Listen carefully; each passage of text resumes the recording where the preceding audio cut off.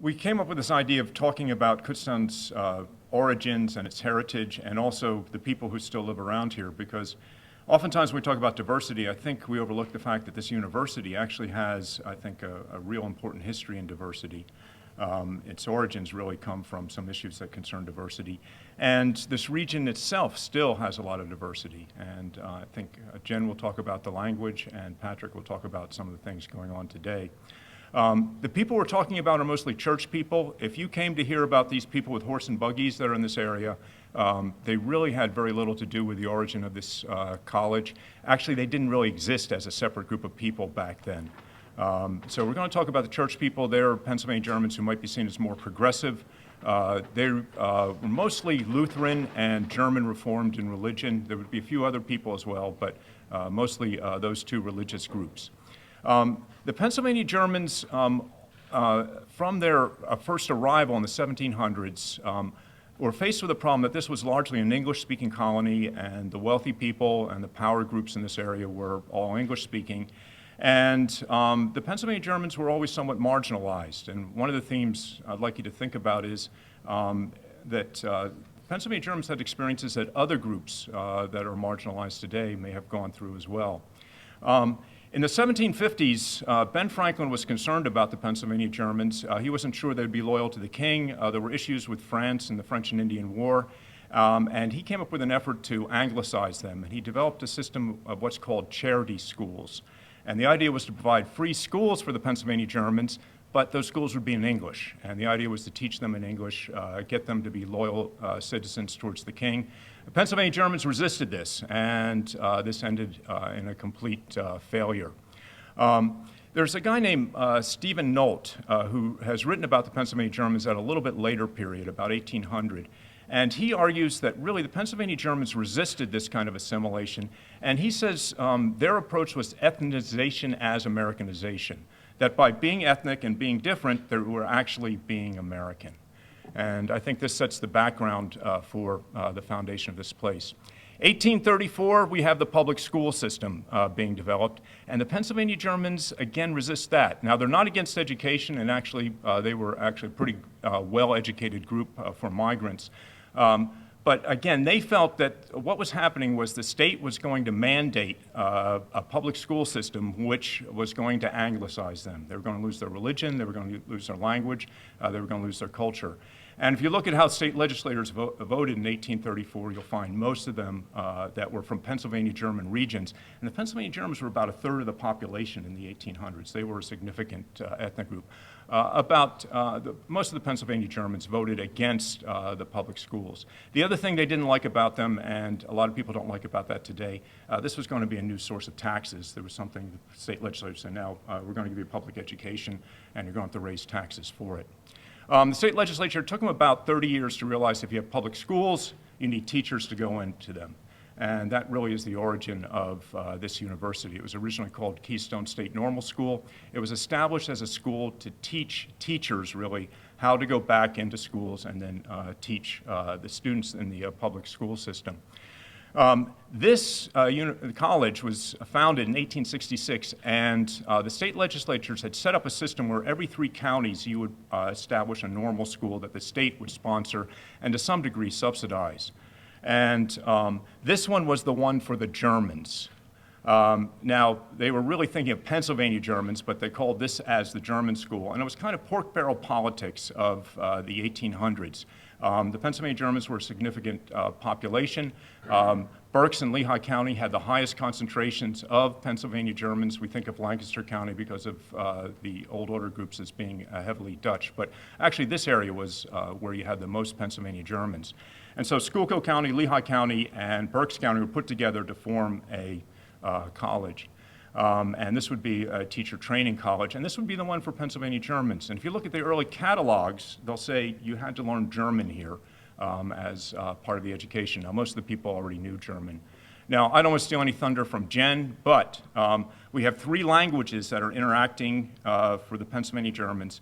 One is Pennsylvania German or Pennsylvania Dutch. That's the language they would have spoken at home.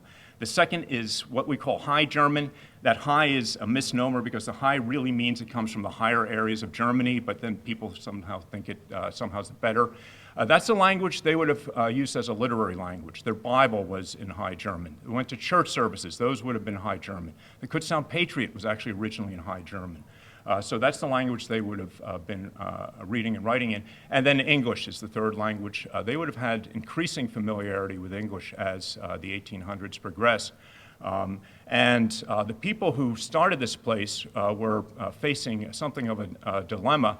All the students in this area probably had Pennsylvania Dutch as their first language and probably did not know English. The people coming to this place knew Pennsylvania Dutch, and probably a lot of them were not really proficient in English.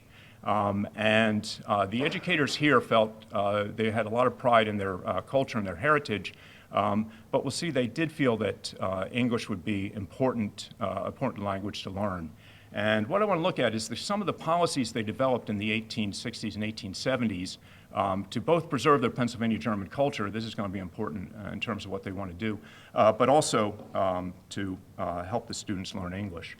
And one of the things I want to do is actually we're going to follow the board here from the first administrators. If you want to look at the old dead presidents, we have three we're going to talk about.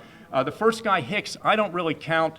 He didn't really establish this as a normal school. And here, Patrick will talk about our Heritage Center, where we do have a one-room school. This is where the teachers would have been trained to go out and teach. There's Ermentrout. Ermentrout was born in Wilmersdorf, almost certainly first language Pennsylvania German. He would have known High German. He went to Franklin and Marshall College. He was an ordained Reformed minister, very common for ministers to move into education, and he also knew English. Ermentrout came up with a plan for teaching English, and it was what we think of today as bilingual education. He was going to teach the kids both in English and also use Pennsylvania Dutch.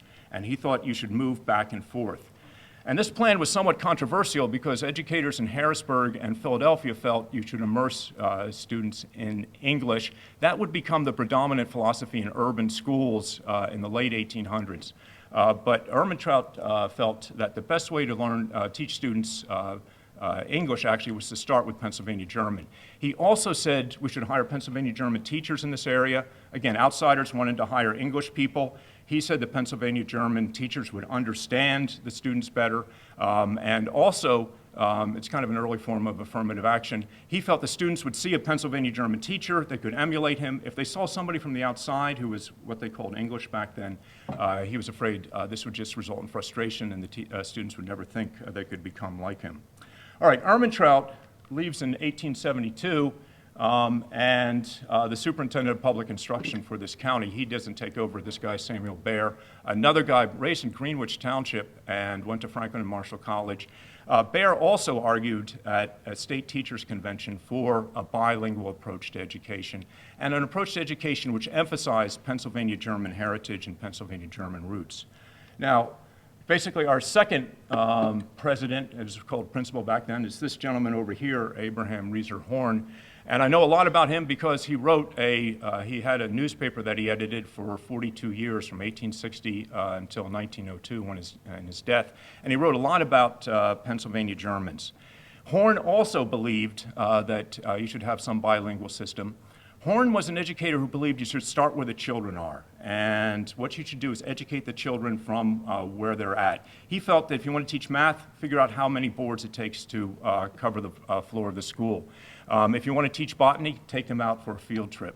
And this was actually a trend. It wasn't a powerful trend, but it was a trend in American education. He was influenced by a Swiss educator that some of you educators might have heard of, Pestalozzi.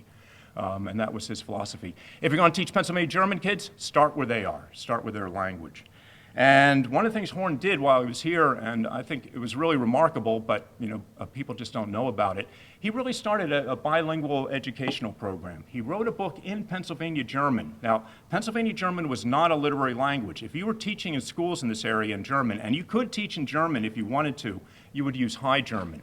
Pennsylvania German is somewhat different from High German, and Horn actually wrote a book in Pennsylvania German. And the idea was, that's one, you can recognize Old Main there, the idea was to give students something they could read and write in Pennsylvania German so they could learn in that language. At the same time, what he wanted to do is eventually switch them over to Sometimes he said High German, but mostly he was thinking about switching them over to English. And this is how he wrote Pennsylvania German. Henry Harbaugh is a famous Pennsylvania German poet. One of the things Horn did was bring in famous Pennsylvania Germans into his book, and it was not only to learn to read and write Pennsylvania German, but it was also to feel pride in your culture and pride in your cultural background. So there were Pennsylvania German governors who were in it. And I think this is the holidays the Pennsylvania Germans have. This is a later one where you have also an English translation. The earlier one was in Pennsylvania German by itself. And here we have some of the famous Pennsylvania Germans. All right, I got to keep moving here so others can talk. But I want to get to, there was actually a test in Pennsylvania German at this school. He was trying to teach the teachers so they could go out and teach Pennsylvania German. And somewhere in our library archives, we have this test that he gave. Here's our fourth in the row here, Nathan Schaefer. Horn left in 1877, and Schaefer was a Pennsylvania German, always spoke English with a Pennsylvania Dutch accent, but he's going to represent a shift to a more assimilationist approach. He drops German as an important language in the catalog. He picks up Latin and Greek. He felt educated students, and this was true at the other colleges, should know Latin and Greek, and he also emphasizes the use of English.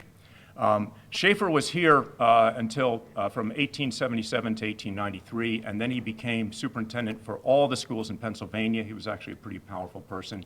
He advocated immersion in English as the way to teach the students. And so one of the things is he actually advocated that throughout Pennsylvania schools. As the superintendent of schools, he has kids coming from Italy, Ireland, all over, and what he has to do is try to assimilate them. And I'm going to try to finish up here. One of the things points I want to make is we have in our origins here, I think, a strong approach towards a kind of multicultural, pluralistic approach to education. And it really goes right back to the founding of the school. But the Pennsylvania German educators themselves changed their approach in this. Schaefer was always a loyal Pennsylvania German. He felt that should be preserved at home. But in the schools, he was an advocate of English. And one thing you'll find is I think it's very rare in this area to have anybody born after World War II amongst these church people who know much Pennsylvania German. They'll know English. So, Jen? Pennsylvania German, is it a language or a dialect? So I'm going to start with a couple of terms for us to think about. And you know, I'd kind of like to ask you, what do you think a language is versus what's a dialect? What's a language? Anyone? Yeah. I knew one person who said that it was a language group that was represented by a navy. If they had a navy, it was a language. I shouldn't have called on him. Okay, all right. It wasn't a language. Well, what's a dialect? No navy. No navy. All right, so I never call on the people you're presenting with, right? So there are two definitions for language, how you differentiate a language and a dialect. And this is important because most people think of languages as authentic. And dialects, it's what you speak on the side, right? And this is critical for the history of what Pennsylvania Germans speak. So there are these two definitions. One is if two versions that are being spoken are about 80% mutually intelligible, then they're probably dialects of the same language. So speakers of Pennsylvania German from around here can understand speakers of Pennsylvania German in Lancaster County because they share at least 80% mutual intelligibility. So it's probably two dialects of the same language. The other definition is this idea that a language is a dialect with a navy. And the implications for that are language that has power, language that has backing, language that is sport, language that can conquer. So we can look at English as a language. It's very powerful. Though I have to say, as a linguistic anthropologist, I will only argue that there are only dialects of languages. Nobody speaks a language. Everybody on the planet speaks a dialect of a language. Nobody speaks a language. There's no perfect speaker of English. There are only speakers of Englishes. Okay. So I wanted to talk about that. So what's a language? What's a dialect? What do we teach at KU? And I'm going to return to that at the end. So Pennsylvania German, I'm not going to go into a full history of it, but many people agree that it was probably the leveling or the coming together of multiple dialects of speakers in the broad Palatinate region from what we now know as Germany. Of course, Germany wasn't a nation state at the time that the immigrants were coming from that region. There is mutual intelligibility among Pennsylvania German speakers, though there's interesting things like the Pennsylvania German spoken by Amish and Mennonites tends to only have 2 cases, and there's the preservation of the dative case, a 3rd case, in the non-sectarian or the church people that Bill was talking about. So the grammar's a little bit different, vocabulary's a little bit different, but they're mutually intelligible. And Pennsylvania German is unique. It is American. There's no stockpile of native speakers. You know, if you speak Italian, you can go back to Italy because there's a homeland. If you speak Pennsylvania German, you can't go back to Pennsylvania German land, right? You can go back to the Palatinate, and there are a lot of people who say that there is mutual intelligibility. I don't know that anybody's done the magic 80% study to show that in the Black Forest region that there's a lot of mutual intelligibility between the local dialect there and Pennsylvania German speakers here. But generally, this is a unique history. We don't find it really anyplace else, though Pennsylvania Germans have been, you can look at census data and been in all 50 states, down in Central America, South America. But generally, we are in the heartland of church people, Pennsylvania Germans. There are, in the U.S., we have Gullah, we have Cajun or Louisiana Creole, Hawaiian Creole. We have some really unique languages in the U.S., and Pennsylvania German is right up there. It's very distinct in its history. And we're talking about, I say comfortably 250 years of stable bilingualism, if not trilingualism. And that doesn't happen for immigrant languages. It's not really an immigrant language, but that doesn't happen for immigrant populations. Generally, 3 to 4 generations, and the language is no longer spoken in the home. So we're talking about 250 years of stable bi or trilingualism. So it's unique. I mean, this is just a unique feature in the U.S. All right. I want to talk also, talk briefly about language ideologies, because although there are many external pressures that Pennsylvania Germans face, Dr. Donner referred to some of them in terms of education, to shift from Pennsylvania German. There are lots of external pressures. I want to talk about some of the internal things going on with language ideologies. So language ideologies are people's beliefs and attitudes about language.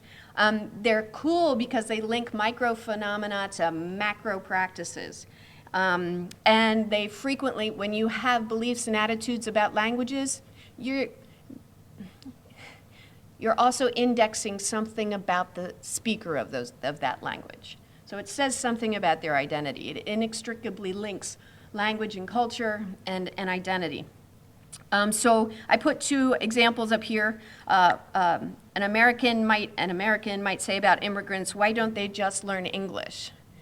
And here we have a language ideology evident, a belief about, okay, here is where English is spoken. But we also are indexing something about identity. You are not us. This is an us-them kind of statement. So you see language ideology at work linking a micro interaction to macro political issues. Okay, and it all comes out in one sentence. Same thing with a white person remarking about an African-American male speaker. He's such an articulate speaker. This is not a compliment. Below the surface, it indexes racist ideologies because it would seem then to be articulate as an exception to a rule for how an African-American male or female speaks English. So ideologies show up in these types of comments. Now I'm gonna go back to Franklin because he's an interesting place to start regarding language ideologies about Pennsylvania German. Why should the Palatine Boers be suffered to swarm into our settlements and by herding together establish their language and manners to the exclusion of ours? Why should Pennsylvania, founded by the English, become a colony of aliens who will shortly be so numerous as to Germanize us instead of our Anglifying them? This is a great quote. The veracity of the quote gets questioned, but certainly throughout the history of American immigration, we could change the language and the country of origin, and see the way in which history of racism gets done in the U.S. So I could change, you know how we could change that.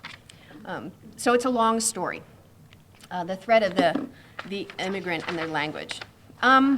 But I'm really interested in, and I've done research on the impact of language ideologies in the shift away from Pennsylvania German. So I'm going to start with some bad news and then come back with a little bit of good news. So among the external pressures, the school reform movement, 2 world wars in which Germany was the enemy. Pennsylvania Germans don't associate with Germany as their native homeland, but that doesn't mean outsiders don't. Okay. So beginning early part of the 20th century, through the 2 world wars, we see this shift away from Pennsylvania German. And in my own research, the interviews I had with older members, they would say, well, this is the right thing to do for our kids because they want to go to school, we wanted them to learn English, so we were shifting away from Pennsylvania German even in the home at this point in time. It was for the good of the child. They wanted to be good parents. This ideology is not unique to Pennsylvania German, but it is relevant here. So they wanted to be good parents. They saw language as the Pennsylvania German language as a detriment to their success. Okay? Now, this contributes, and here's one of the great ironies of Pennsylvania German. There is this outside interpretation that those who speak Pennsylvania German English sound like the dumb Dutch. I'm sure some of you have heard the phrase the dumb Dutch. And other people's research indicates that it's the way English is spoken that indexes the dumb Dutch identity. It's not that they spoke Pennsylvania German. It was their accented Pennsylvania German English that was being identified as the stigmatizing agent. So here's this irony: the parents were switching to English, but then the children grew up speaking Pennsylvania German English, which was indexing the marker of the dumb Dutch. Ouch. Now, here's a little bit of the good news, that there are adult Pennsylvania Germans who are interested in learning the dialect. Okay, and what we see, or what I found with this group of people, is they came back with a different ideology, different beliefs and attitudes about their language. And what, for them, these adult children were coming back to dialect classes because they wanted to be the good child. They wanted to honor their father and mother, and in many cases, their grandfather and grandmother. So they attended dialect classes to be a good child. Language as a commandment. Language as heritage. Now, the first 2 are what informants I worked with said, and this third one is something I kind of got from the classes as well. So this alternate perspective of that the current state is kind of part of this ongoing historicization of the language and culture, kind of preserving it. And preservation, if you preserve something, you're capturing it. And this kind of capturing is I would argue, and Bill and I go back and forth about this sometimes, but that in this case, language becomes an artifact. Because all of the adult students in dialect classes that I encountered, none of them said they were planned to teach it to their children. The orientation was only backwards to their parents and grandparents. It wasn't a forward orientation. It was something they needed to complete. So it was as though language is becoming an artifact, a piece of the history. Even in the dialect class, you get these kind of ideologies. Is it a language? Is it a dialect? And this has pedagogical implications that I won't be able to get to. But this is from the superintendent of the Grundsalad-sponsored dialect classes at the time that I did my research, a way long time ago now. But he says, I'm sure Henry told you that Pennsylvania German is a dialect German. It is a dialect because it is not the same as a classical language like English, French, German, or Spanish. It's a conglomerate of a whole lot of Pennsylvania German and German that has come together and been used. Whew. Okay? How do you teach that? Right? You know, you're going to see variations in the dialect. Pennsylvania German is a dialect. It is not a classical language. When I ask students in the dialect classes if they think Pennsylvania German should be taught in schools, in high schools, like, no. Why would you do that? Right? Well, what language do you want your children to learn? Spanish, because that's useful. So part of this artifact thing, again, it's not forward oriented. So last slide. Implications, dialect versus language, and of course this is laden with language ideological baggage. So in these community classes, how do you teach a dialect using language instructions techniques that are for those classical languages? Right, so Dr. Donner was talking about how, for the most part, even in the early time when they were trilingual, it would be High German for literacy activities and Pennsylvania German for orality. And in these classes, because there's nobody really to speak with, they emphasize literacy practices for students who come in and want to learn how to speak it. Problems. At KU, and I'm going to say this delicately. We have a Pennsylvania German Studies minor. Go find anything else like it. You know, we're richly blessed. We offer 2 semesters of Pennsylvania German language. Let's think about it. On your check sheets, and now I'm talking to certain of you in this room, on your check sheets, what does it count for? It doesn't count towards your foreign language requirement. Okay? Is it a language or is it a dialect? How do we value it? How do we value it as part of KU's history and the history of the people that the region that KU served? And how do we value it going forward, knowing that we have the opportunity to participate in the preservation of a dying language? So I would, challenge us to work towards those kind of preservation maintenance techniques. And Patrick is a fantastic example of how preservation, maintenance, and ongoing a work in a living, vibrant community occurs. Alrighty, thank you, Bill and Jen, for setting the scene for the presentation that will follow, which will highlight one of our programs of distinction at KU, the Pennsylvania German Cultural Heritage Center. Just a quick show of hands, how many of you have been down to the center before? Fantastic, wonderful. Oftentimes I have classes of students come to visit the center, and I ask how many of them even knew of us prior to the time that their teacher brings us down for a tour, and some of them have never even heard of us. Well, for those of you who perhaps have not heard of us or have not been down to our site, we are a Folklife museum that's dedicated to the preservation and celebration of local culture. We also serve as a liaison between the university and the public to acknowledge the role that the university plays in this distinct region. And you heard a number of different ways that KU had a really important role with Pennsylvania Dutch culture throughout its history. In some ways having an impact towards preservation of language or encouraging the study of the language, in other cases perhaps not at certain portions of its history as well. But this particular museum is set on a historic farm set, so we are interpreting folklife. My first slide had the title Folklife at Kutztown, and I'm going to explain a little bit about what this word means, because this is our orientation as an organization. We're not just preserving those aspects of language and culture that maybe are deemed only accessible to academics. We are preserving aspects of culture that are going to be accessible to the common everyday person. We're trying to link in with that narrative and value that narrative because it values the people who are still alive today. We're not just looking at the history, we're looking at the present. So we interpret this on a historic farm, which may seem like a little bit of a contradiction, but the fact is these farms are still operable in our community. They still represent the way in which this area was settled, and they also represent a link to the present-day farmers who are still using those areas. So we've got a number of different things I'm going to talk about today relating specifically about the different portions of our museum, what they represent, as well as the activities that we hold there as well. The northwest quadrant of the campus, you're going to see a row of pine trees that separates Lytle Lane from the rest of this area that maybe none of you can actually picture. And this is because a lot of folks don't actually think about us as being part of the university proper. They think about us as being something extra. We're actually part of the campus. And originally, this part of the campus was seized by eminent domain in the 1960s. There were discussions about putting the football field there. And for a little while, it was just catch-all for rainwater. Still kind of is, but we have a lot of other things going on today.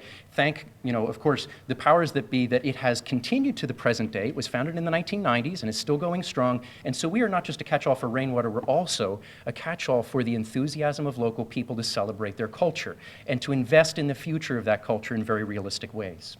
Our site consists of a farmhouse, a schoolhouse, a barn, as well as copious outdoor spaces that are outdoor learning centers, such as our Heritage Garden. So these are all spaces that really help to define what it means to be Pennsylvania Dutch in a very real sense.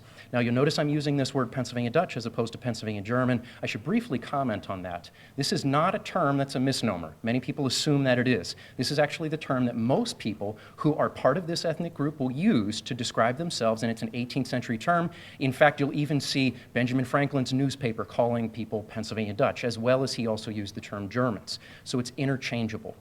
I felt the need to say that just before I move any further. One of the reasons that the Heritage Center is located at Kutztown is not just because of the role that Kutztown played in the education of this rural community. It's also the fact that this was the hub of the folklife movement in the United States. And that's big, that's very heavy.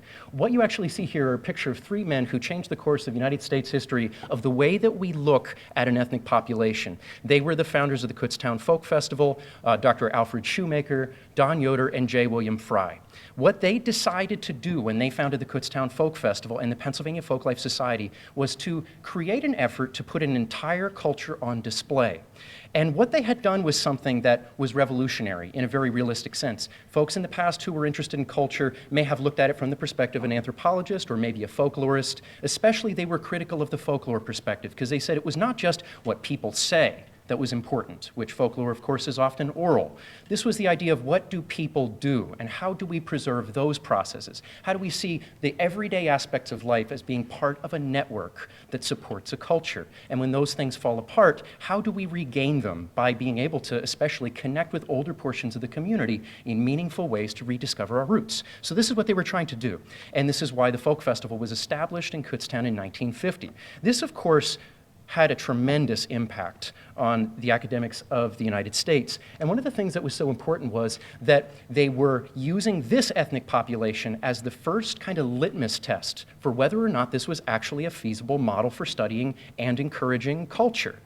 And what they had essentially done was taken mostly rural people from this area, people of a variety of different backgrounds, and brought them together to show not just the elevated aspects of their culture, the distinct aspects of their culture that maybe had been written about or celebrated by scholars, but instead showing farm equipment, showing the making of sausage, people getting their hands dirty, doing things that folks outside of this community may not always have the opportunity to see. So this is a really important thing. And it also gave especially the elders in the community the opportunity to feel proud about what they were doing, about who they were.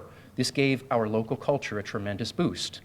Now, this also served as the model for the Smithsonian's idea of founding a folklife center. And one of the founders of the Kutztown Folk Festival, Dr. Don Yoder, had the good fortune of being the person who was asked to address Congress to testify about why this needed to take place, why there needed to be the founding of an American Folklife Institute as a way to try to reach the entire American culture and to use this model and to reflect it in all of the communities that make up what the United States actually is. And part of what hopefully you glean from the previous two presentations is that whenever you're looking at an ethnic population in the United States, that ethnic population may in some ways be subject to this greater understanding of an American identity. It also helps to define it. And that's part of what they were paying attention to at this point in time, is the way that all these communities help to define what it means to be an American.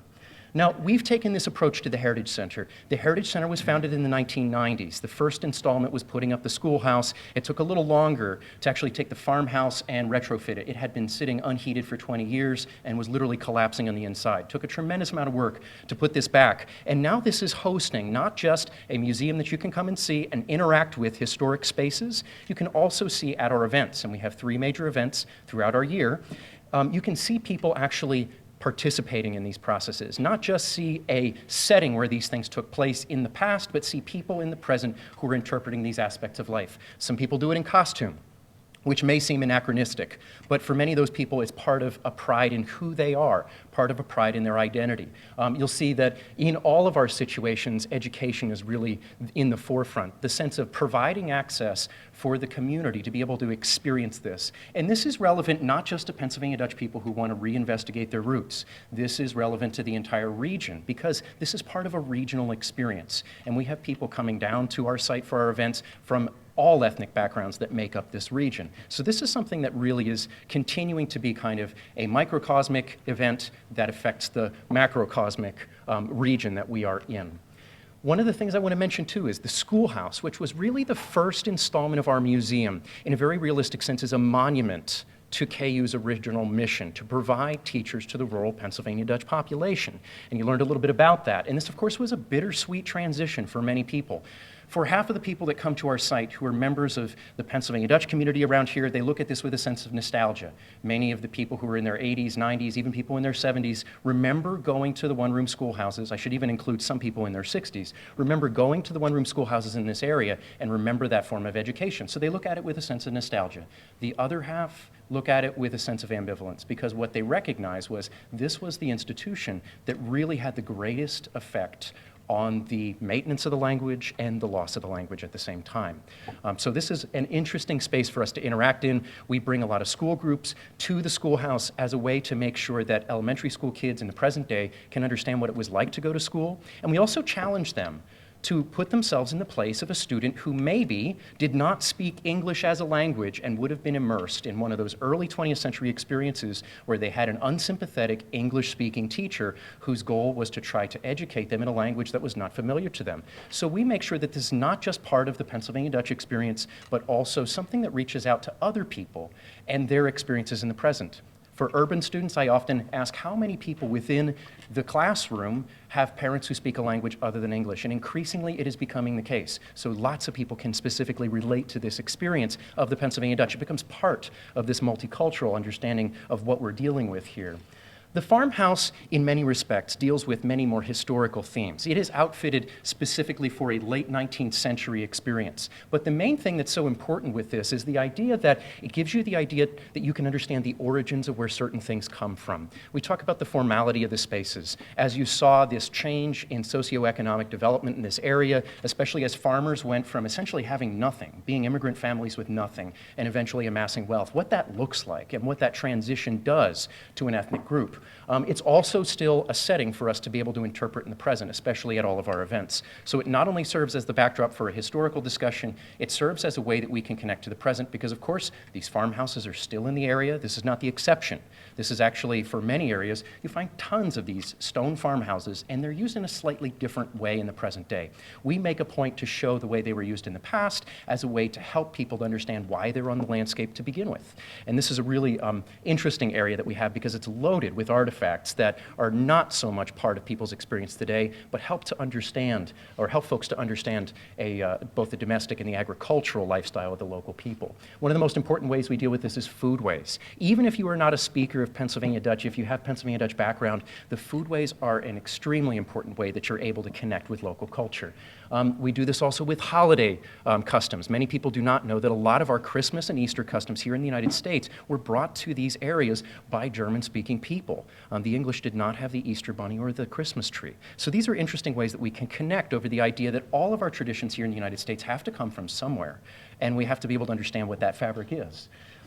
We also have an heirloom seed project where we're not only preserving this idea of what are our foodways, but the individual species that were grown and the way in which those form a very important part of the ecological fabric of these communities as well. We're also the home to a Pennsylvania German newspaper called Hiva wie Driva, and we support a lot of local dialect groups within our communities, fraternal organizations like the Groundhog Lodge down here at the bottom, as well as organizations for the preservation of the dialect like the Berks County Versammling, which is the word for a dialect gathering. There are hundreds of people who gather every year, and we serve as a hub for their activities. They come to us to help promote their programming, so we really do a lot for those groups as well.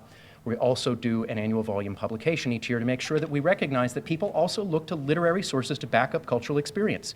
This is something that seems a little bit more recent, perhaps, in the way that people look at culture. You not just look at people themselves, but also literary sources to try to discover more about your culture. So we're doing this on the forefront of academic studies of the Pennsylvania Dutch culture as well. And as I mentioned before, events are one of the main ways that we draw people to our site. Currently, our stats are that we bring around 1,200 people to each one of our events, and those numbers are really promising right now. And this is made up of people from the local community, but all over Berks and Lehigh County. At the bottom here, you can see one of our egg hunts. They're extremely well populated. Please come out and see the best of what we have to offer to showcase local cultural traditions.